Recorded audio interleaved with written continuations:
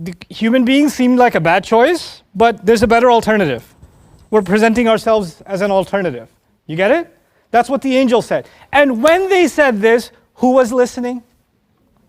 Iblis was listening. And did he say anything? No. That's interesting. This guy is watching this entire conversation. Allah hasn't even created Adam alayhi salam yet. And he's feeling something, but he's not saying it. The first thing I want you to know, we're going to have a few sessions tonight.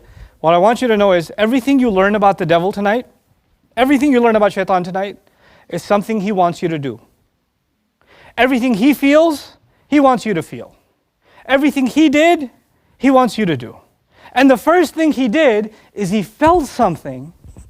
He felt something was bothering him, but instead of talking about it openly to Allah and clarifying it, he kept it to himself. He kept a feeling to himself. The angels felt something. They did. What did they do? They said it. Ya Allah, we don't think this doesn't seem to make sense to us. You know everything, but I'm saying we don't get it. They said it right away. He didn't say it. Now, why is that important? Because sometimes, let me just tell you how the devil works. Two of you meet, and somebody says, Assalamu alaikum. Say, wa alaikum salam. And you don't make eye contact when you say, wa alaikum salam. Right? And you're like, why didn't they make eye contact? Are they mad at me? Is that from that one time I sent them that email and they didn't answer back? And is that why they didn't make eye contact? But you don't say anything. It's going on where? In your head. And now it's like Eid time and you're inviting people and you're like, I don't think I'm going to invite this person. Remember that eye contact thing? And it eventually snowballs into, I don't want to see this person. You don't know they hate me so much. I don't even know what I did to them. But you don't know how they think about. Oh my God, you create an entire reality in your head because you didn't what? Hey, is everything okay? Yeah, it's fine. Oh no, I have allergies. You didn't know I have a lazy eye? I'm looking this way, but I was looking at you like, yeah, it could be. Once you clarify, it's something else entirely, isn't it? That happens. Like I tell you one time, there was a scholar I really look up to. I ran into him at a conference. I was so excited to meet him. I don't ask for selfies. So I go to meet him and I say, Assalamu alaikum. And he keeps on doing his thing at the stall and he's not even looking up. I said, Assalamu alaikum. Like 3 times I said, Assalamu alaikum. And nothing, no reaction. And I was like, oh, I used to look up to this person. And then I'm walking away and somebody else came and said, Assalamu alaikum from the other side. He said, Wa alaikum assalam, how are you? What's your name? And I was like, I'm going to try that again. So I go from the other side and say, Assalamu alaikum. And he says, Wa alaikum assalam, how are you? He's deaf on the other side. So, if you don't clarify, you're going to create an alternative reality in your head, isn't it?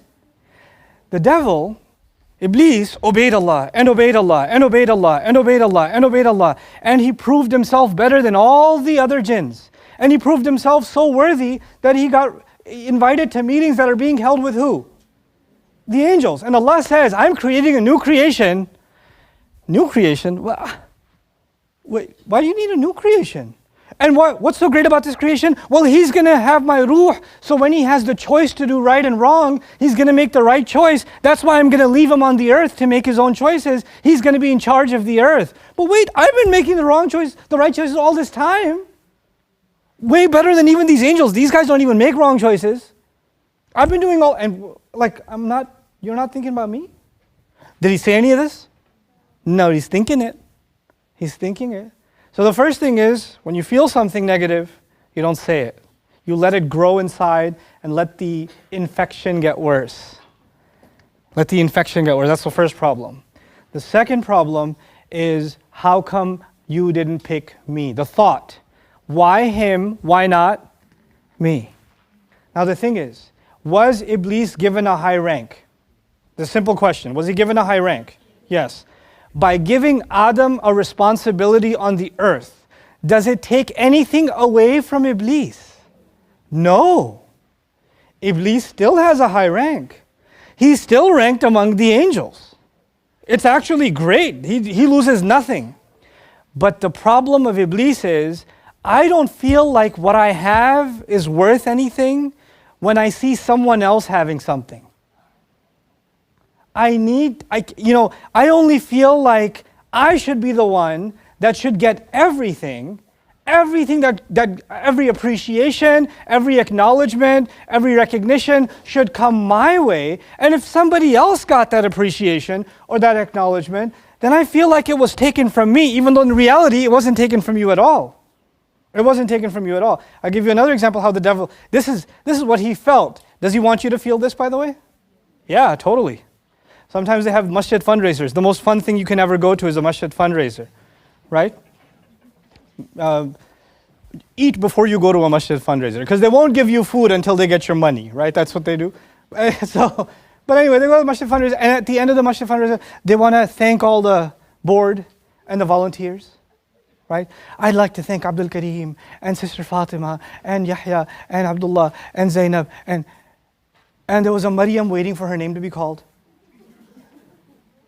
You know, she's the secretary of humility department. So she's waiting for her, and they call all these people's names, and she forgot to mention whose name. I was like, all this work, couldn't say my name. I'm the one who made the handout. I made my name font size 18 on purpose and bold. I know you missed it on purpose.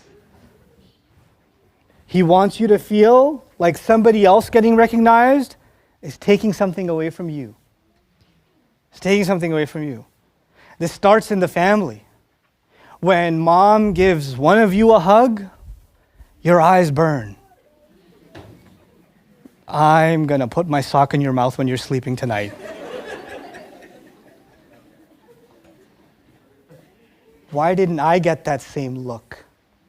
Why didn't I get it? Now, I'll give you a real example. One of your kids has been telling you he's done his homework, he didn't do any homework for the whole week. Teacher sent you a note, he hasn't done any homework. And he's been lying to you the whole week. The other kid got a 90 on their math test. They both come to you. One of them comes to you, he says, "Can I have some ice cream?" "Yeah, you earned it. Give me a hug. Get some ice cream." The other one says, "Can I have some ice cream?"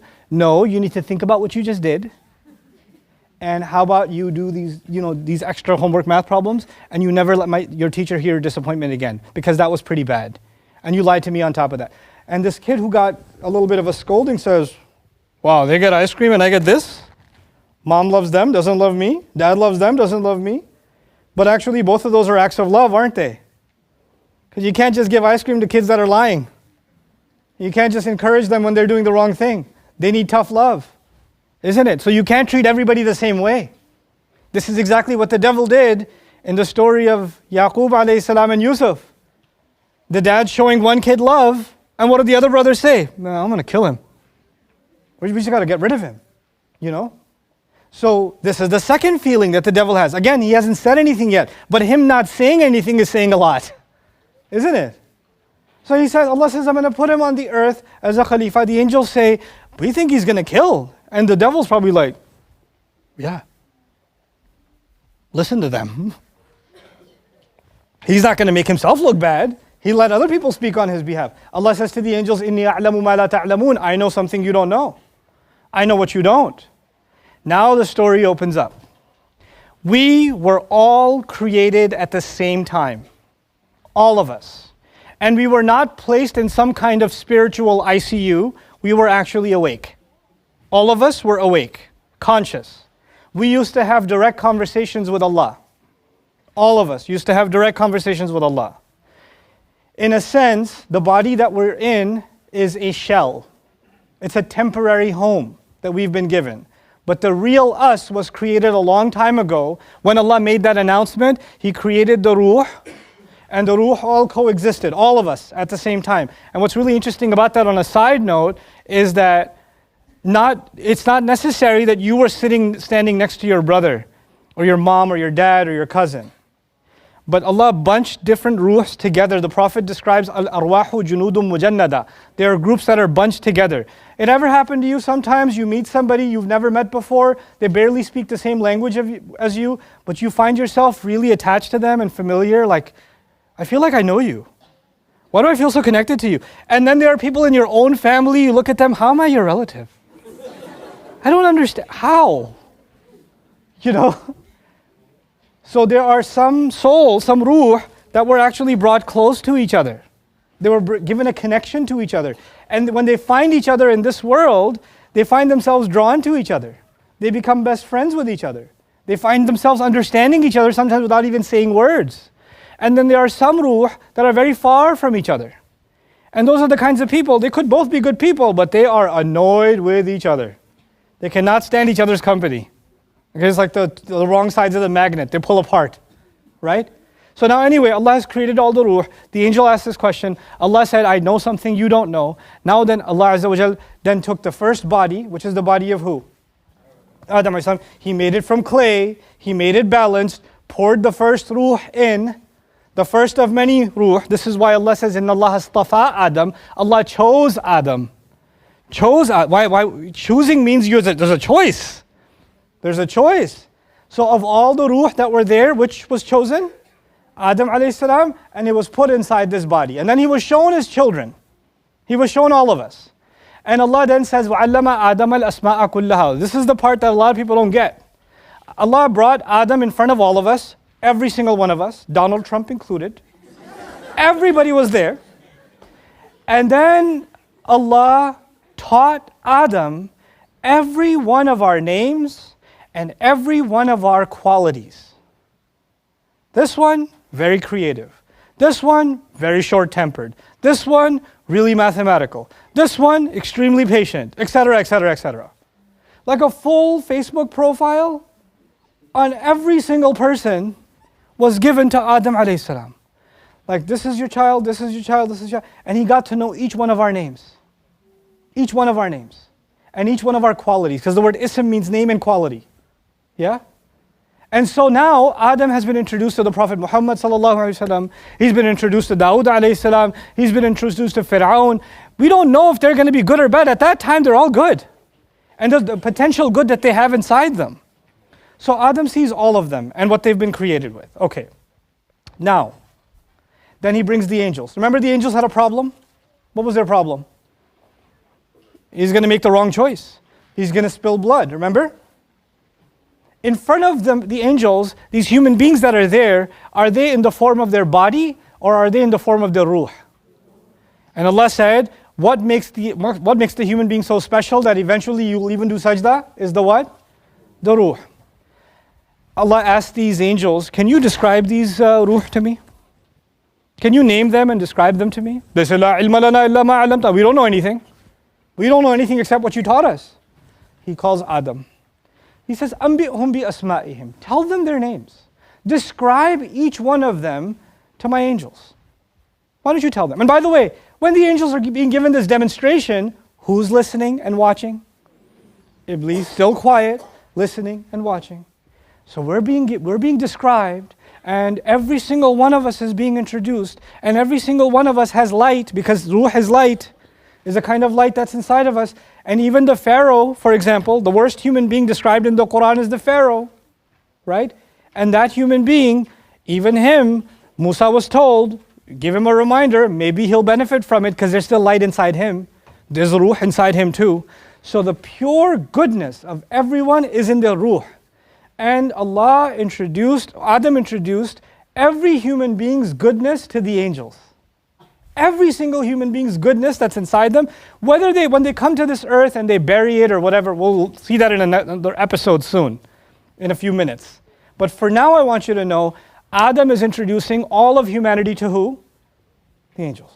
And the angels see this kind of goodness, and this kind of goodness, and this kind of goodness, and they see the ruh of Muhammad Rasulullah sallallahu alaihi wasallam and Ibrahim alayhi salam. They see all these people, and the great people of the world.